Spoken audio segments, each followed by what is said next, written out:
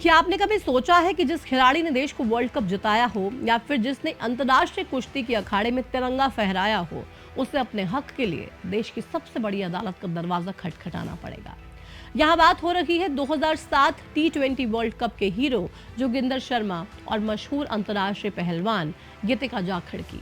ये दोनों आज हरियाणा पुलिस में डीएसपी के पद पर तैनात हैं, लेकिन आज ये मैदान में नहीं बल्कि कोर्ट में एक कानूनी लड़ाई लड़ रहे हैं। मुद्दा है वरिष्ठता यानी कि सीनियरिटी का। असल में बीते दिनों पंजाब और हरियाणा हाई कोर्ट ने एक ऐसा फैसला सुनाया जिसने कि इनकी 15 साल की सर्विस पर सवाल खड़े कर दिए।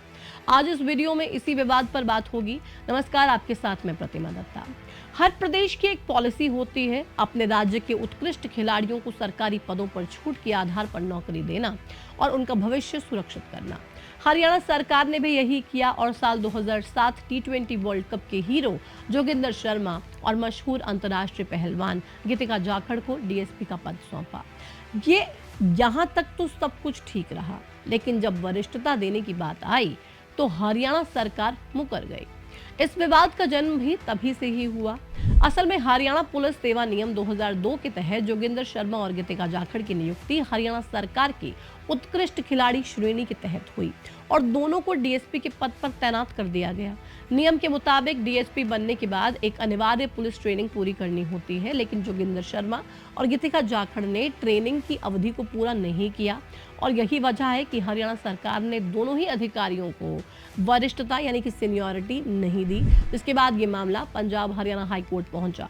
कोर्ट में हरियाणा सरकार की ओर से ये अनिवार्य पुलिस ट्रेनिंग ना करने का तर्क दिया और कोर्ट ने सरकार की बात भी मानी।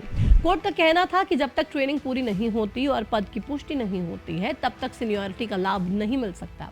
चलिए, नियमों के व्याख्या के अनुसार हाई कोर्ट का ये फैसला सही माना जा सकता है, लेकिन यहाँ एक बड़ा पेच है जिसे हाई कोर्ट ने नजरअंदाज कर दिया। याचिकाकर्ताओं की ओर से वकील प्रतीक सोम ने सुप्रीम कोर्ट के सामने एक दलील रखी जिसमें यह कहा गया कि हाई कोर्ट ये समझने में विफल रही कि ट्रेनिंग में देरी क्यों हुई। अब ये समझते हैं कि याचिकाकर्ता ने सुप्रीम कोर्ट में क्या दलील दी है।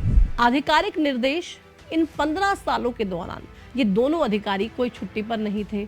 उन्हें हरियाणा सरकार और भारत सरकार के स्पष्ट निर्देशों के तहत राष्ट्रीय और अंतर्राष्ट्रीय खेल आयोजनों में भाग लेने के लिए कार्य मुक्त यानी कि रिलीव किया गया था। खेल ही कर्तव्य है। राज्य की नीति के तहत खेलों में देश का प्रतिनिधित्व करना आधिकारिक कर्तव्य माना जाता है। असंभव की अपेक्षा।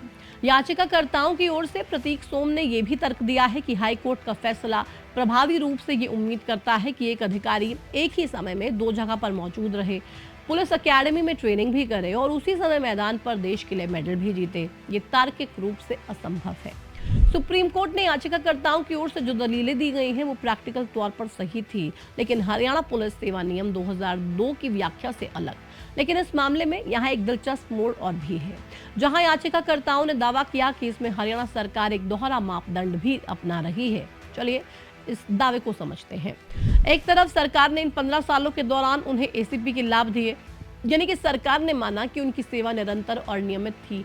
दूसरी तरफ जब प्रमोशन और सीनियरिटी यानी कि आईपीएस कैडर में जाने की बात हुई तो सरकार ने उसी अवधि को ट्रेनिंग में देरी बताकर सीनियरिटी देने से मना कर दिया।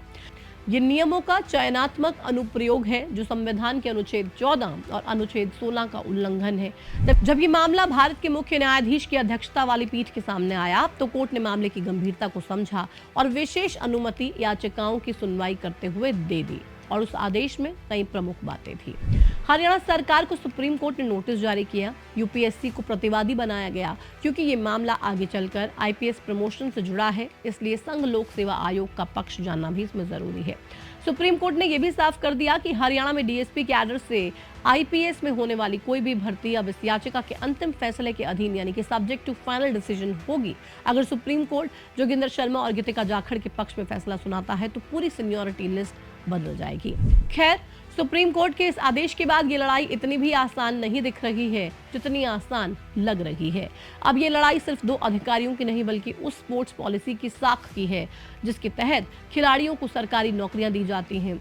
इसमें सवाल ये भी है कि अगर देश के लिए खेलना ही खिलाड़ियों के करियर में प्रमोशन की बाधा बन जाएगा तो भविष्य में कोई खिलाड़ी मैदान और अकेडमी के बीच कैसे तालमेल बिठाएगा। अब फैसला सुप्रीम कोर्ट के पाले में है। क्या नियमों की तकनीकी व्याख्या खिलाड़ियों के लिए सालों के पसीने पर भारी पड़ेगी या सुप्रीम कोर्ट एक नया इतिहास लिखेगा?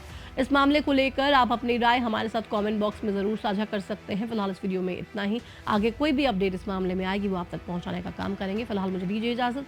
नमस्कार।